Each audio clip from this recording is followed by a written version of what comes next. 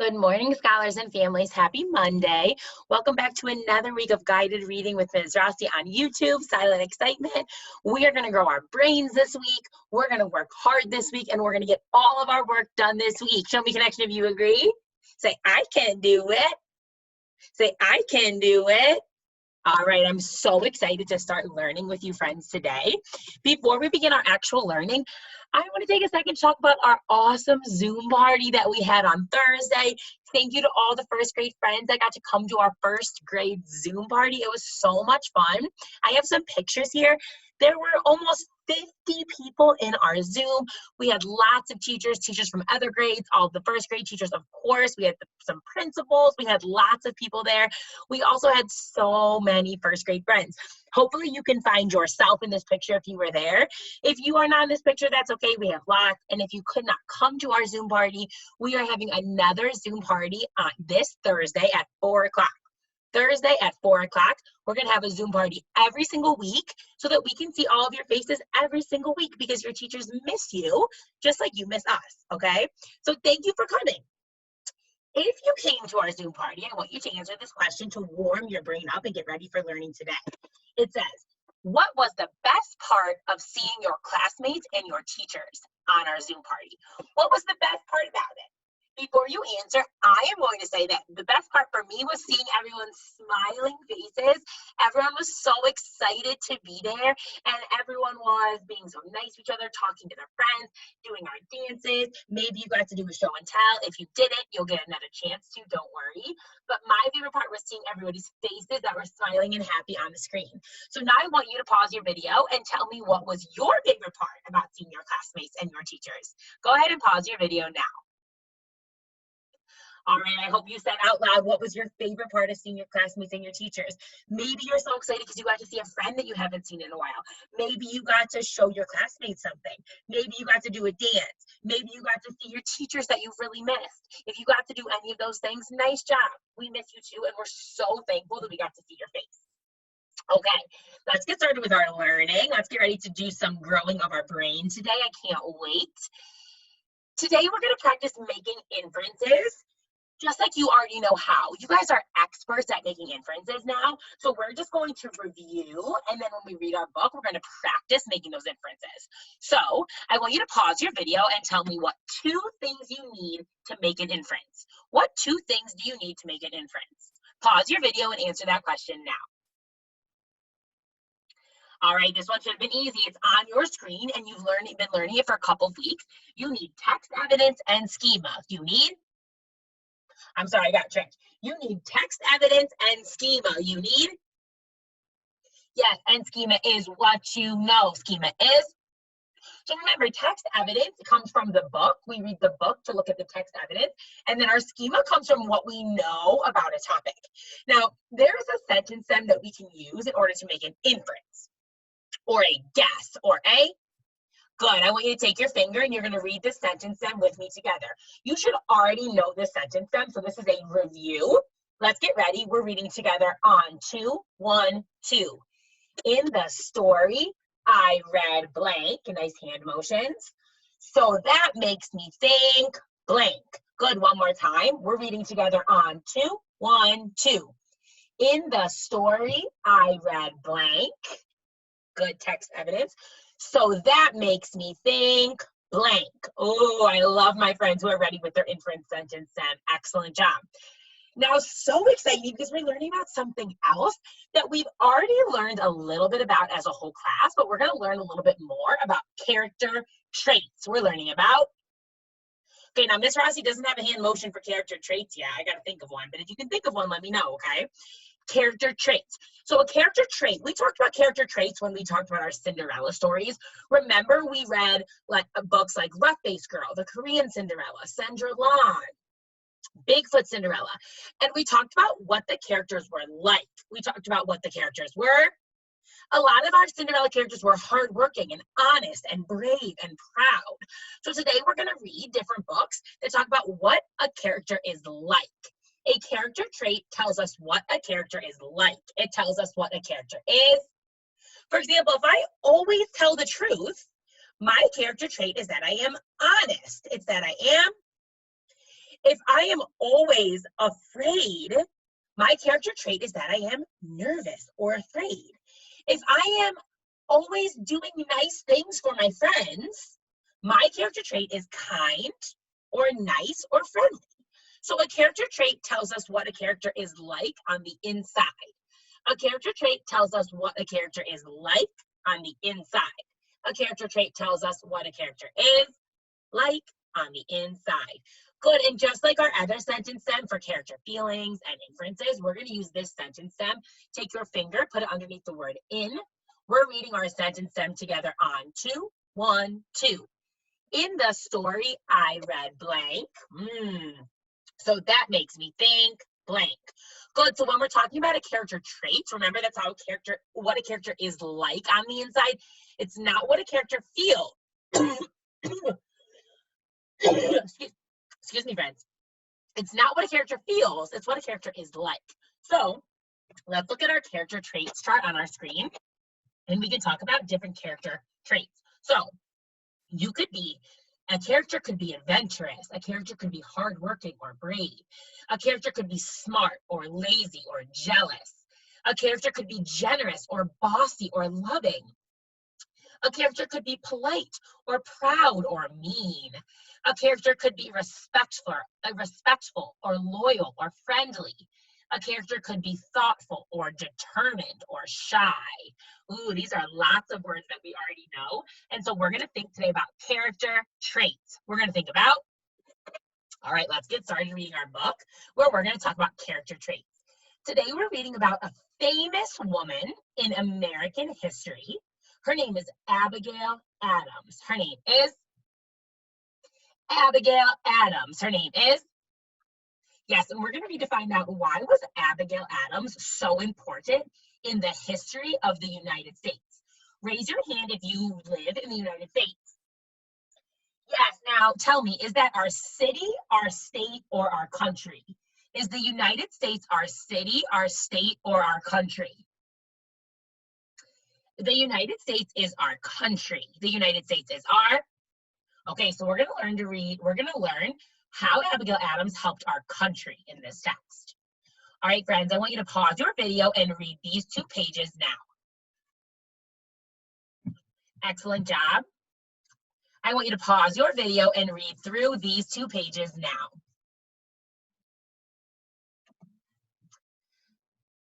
Friends, nice work. I want you to pause your video and read through these 2 pages now. Oh, before we read these pages, raise your hand if you've come across a tricky word so far in this book. Yeah, there are some tricky words. Raise your hand if you guessed that word or made up a word in the text so far. Good, I shouldn't see any hands up. Raise your hand if you used a strategy like reading through the word or cross-checking. Oh, I'm so proud if you've been reading through your words. That means you're looking for your blends, ends, and vowel teams. You're looking for your beautiful. All right, friends, I want you to pause your video and read through pages 9 and 10 now. Friends, go ahead and pause your video and read through these 2 pages now. Good job, friends. I want you to pause your video and read through these 2 pages now.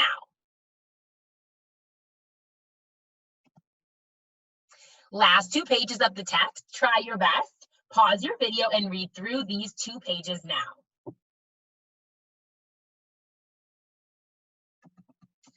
All right, excellent job, my friends. Now we're going to go ahead and answer some inferential questions. We're going to answer some.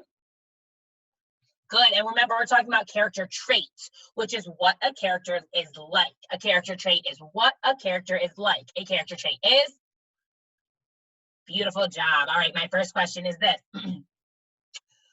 What was Abigail Adams like?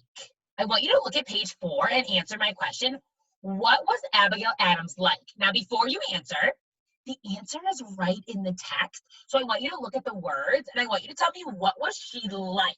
That means what was a character trait that you could describe Abigail Adams? Go ahead and pause your video and answer that question now.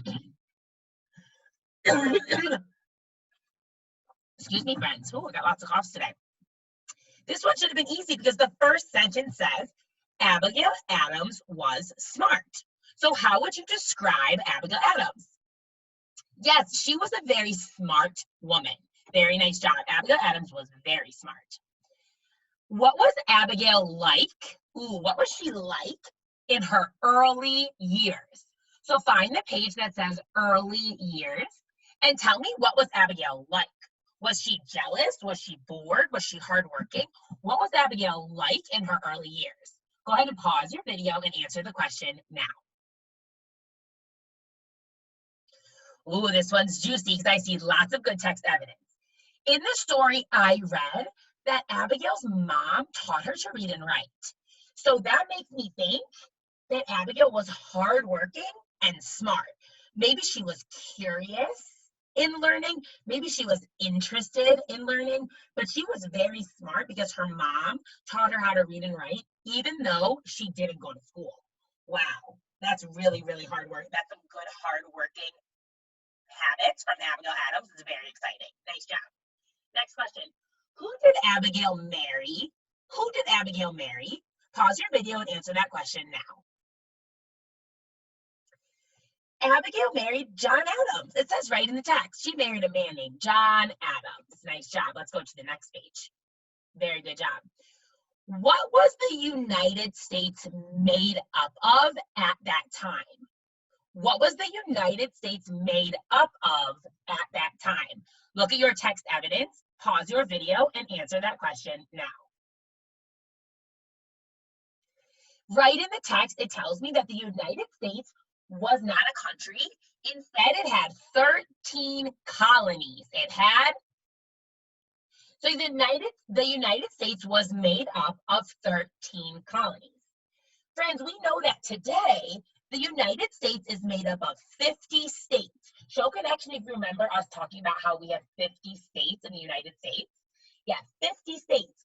But back a long time ago when Abigail Adams was alive, the United States was 13 colonies. The United States was, and a country called Great Britain was controlling our 13 colonies. Let's go to the next page. What was John like? Read page 9 and tell me, what was John like? Go ahead and pause your video and answer that question now. In this story, I read that John worked to help America break away from Great Britain. Ooh, so if you're working really hard on something, that means you are. Yes, John Adams was hardworking.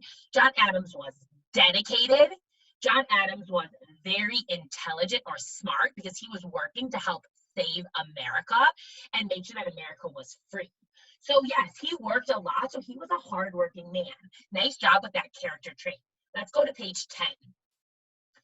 Look at the picture and look at the words and tell me, what character trait would you use to describe Abigail? What character trait would you use to describe Abigail? Pause your video and answer the question now. In the story, I read that Abigail cared for her family and she ran a farm. So she was caring for children and animals and she was in charge. Ooh, I heard that word caring. So in the story, I read that Abigail cared for the family and the farm. There's my text evidence. So that makes me think, so if Abigail was caring for animals and kids, that makes me think that Abigail was caring and loving and hardworking. She was caring, she was loving, and she was hardworking. That's what I got for my text evidence. Nice job. Let's go to the next page. What did Abigail tell John in her letters? What did Abigail tell John in her letters? Pause your video and answer that question now. In the story, I read that Abigail told John her ideas in the letters and that John listened. So Abigail was giving John ideas about the United States and how they could win the war. And her husband, John, who was away, was using Abigail's ideas to help the United States. I love that she's that smart and hardworking. Next question on page 12. Who won the war between the colonies and Great Britain? Who won the war between the colonies and Great Britain? Pause your video and answer that question now. The colonies won the war. And what did the colonies become? It says it right in the text. What did the colonies become? They became the United States. So the colonies won the war against Great Britain, and they became the United States. Excellent job. What happened to John after the war? What happened to John after the war? Pause your video and answer that question now. In the story, I read that John became a vice president and then he became the president. So John, after the war, became a vice president first, and then he lived in the White House and he became a president. Very nice job.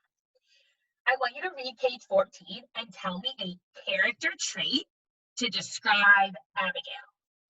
Tell me a character trait to describe Abigail. Go ahead, pause your video and answer that question now. Ooh, there's lots of good text evidence on this page. It says Abigail was smart. It says that she told people her ideas as first lady. So first lady is the person who is married to the president. So because John was the president of the United States, Abigail became the first lady. Some first ladies you might know is Michelle Obama. She was a first lady. And so Abigail Adams was also a first lady because her husband was the president. I see in the text that Abigail told people her ideas. So maybe you could say that Abigail was outspoken. When someone is outspoken, that means they're not afraid to tell their ideas. I love that. So you could say Abigail was smart. Abigail was outspoken. Abigail was opinionated. When you are opinionated, it means you share your opinion. It means you share your. So Abigail was outspoken, Abigail was smart, and Abigail was opinionated. And all of that came from my text evidence. That came from my. Nice job. Those are some character traits to describe Abigail. Last question. How did Abigail help the United States? How did Abigail help the United States? Pause your video and answer that question now. In the story, I read that her ideas helped shape the United States. That's exactly right. Her ideas helped her husband win the war. It helped the United States with some things, some laws, and it helped shape some things that we still do in the United States today. Really nice job, friends. My last question is my second grade question. It's my challenge question, my bonus question. Get ready.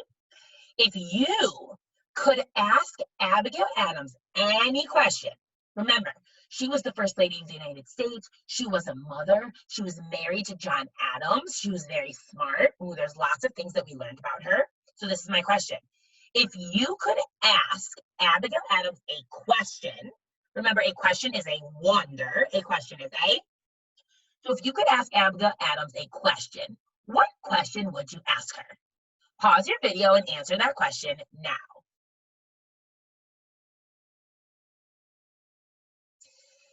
Miss Rossi would have lots of questions for Abigail Adams. So my first question would be, how did people treat you, Abigail, when you were the first lady of the United States? Because in the story, I read that some people didn't like that she was sharing her opinion. So some people might have been jealous or mean to Abigail Adams. So I would want to know, Abigail, how did people treat you when you were in the White House? I hope you thought of a juicy question from Miss Abigail Adams. She is not alive anymore, as our text said. She died in 1818. That's a lot of years ago. But it's still important for our brains to think and know about what we might ask her since she was so influential in our history. Okay, friends, nice job. I want you to know that I'm so proud of your reading today. I want you to know that I want you to keep going. You can do it. Please show endurance. All of your teachers are proud of you. Please make sure you're watching 4 YouTube videos today. Miss Rossi, Miss Cherney, Miss Javity, and Miss Marsh. Please make sure you are spending 30 minutes on Zern and 30 minutes on Lexia. What are you going to do? 30 minutes on Zern, 30 minutes on Lexia, and 4 YouTube videos. Excellent job. Make sure you're also doing your own independent reading and keep working. Your teachers love you very much. Nice job, friends. Proud of you.